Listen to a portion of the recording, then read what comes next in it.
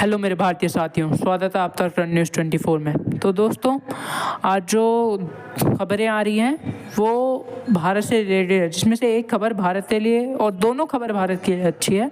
तो चलिए पहली खबर से शुरुआत करते हैं। तो दोस्तों, आपको पता होगा कि श्रीलंका जो पहले भारत विरोधी देश था, जहाँ पहले राजपक्षा थी सरकार थी, जो चाइना के समर्थन में बहुत ज़्यादा बोलती, जैसे अभी मालदीव बोल रहा है।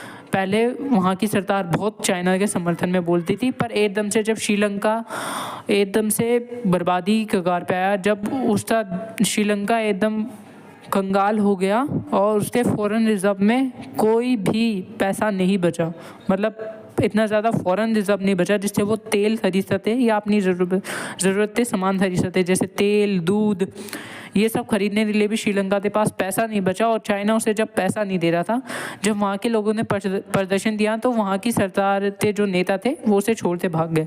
तो तब भारत ने श्रीलंका का साथ दिया और श्रीलंका की मदद करी। तो इसी का फ़ायदा आज भारत को मिल रहा है। जो भारत की सबसे बड़ी कंपनियाँ अडानी, उस जो श्रीलंका ने पहले प्रोजेक्ट रिन्यूएबल एनर्जी का, जो बिजली के लिए सोलर पावर प्लांट लगाए जाते हैं, उसका प्रोजेक्ट जो चाइना की कंपनी को दिया था, वही प्रोजेक्ट अब श्रीलंका की सरकार ने अडानी को दे दिया है, अडानी कंपनी को। आप ये न्यूज़ का आर्टिकल पढ़ सकते हैं।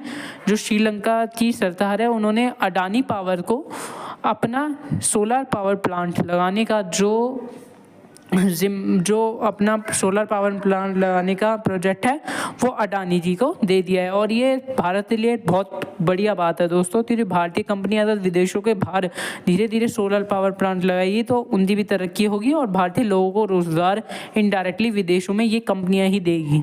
तो दोस्तों, अगर ये प्रोजेक्ट चीन को मिल जाता तो वो भारत की जासूसी करता थी। जो ये सोलर पावर प्लांट लगवाने वाला है श्रीलंका, वो भारत से तमिलनाडु स्टेट और जो भारत का स्पेस सेक्टर है उसके लिए बहुत बड़ा खतरा होता है, क्योंकि भारत एक नया अपना जो स्पेस लॉन्चर है वो बना रहा है तमिलनाडु में। और आंध्र प्रदेश का जो स्पेस सेंटर है उसके लिए भी एक बड़ी दिक्कत होती है। चाइना उन्हीं सोलर पावर प्लांट की जगह पे अपने कुछ ऐसे जासूसी वेपन्स होते हैं, डिटेक्टिव वेपन्स, जो डिटेक्टिव टेक्नोलॉजी है, जासूसी टेक्नोलॉजी वहाँ पे लगाता और भारत के अंदर बहुत सी जासूसियाँ करता, जैसे वो अमेरिका में कर रहा था और अमेरिका ने बैन कर दिया था चाइनीज़ कंपनी हुआवे को। तो चलिए दोस्तों, दूसरी खबर की बात शुरू करते हैं।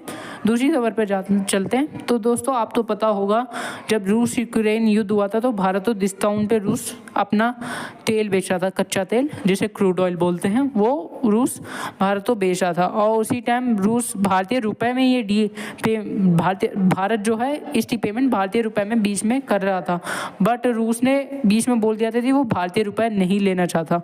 उसका रीज़न उसने बताया था कि उसके पास $8 बिलियन के करीब भारतीय रुपया आ चुका है।